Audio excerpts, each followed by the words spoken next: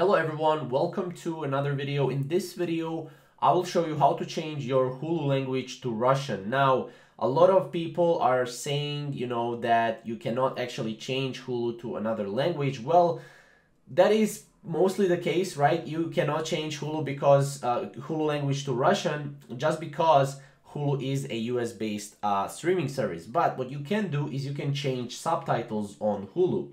Now, the way you can change this is with this plugin right here. Now, this is called Subtitle. You can add subtitles to videos and movies in any language as well as the Russian language. So if you go here, you can play subtitles in your preferred language on any videos, right? Now, what you can do is you can just add this to Chrome and you can watch this in Chrome. So you open up your Hulu, you open up your video like this in Hulu, right?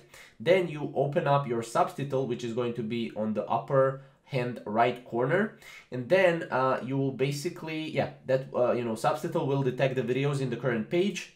Then you can search and select subtitles. You can click on the languages, select Russian, select obviously the movie that you're watching, and then you'll be able to adjust your subtitle preferences right here, font size, your font color, background color, and all that good stuff.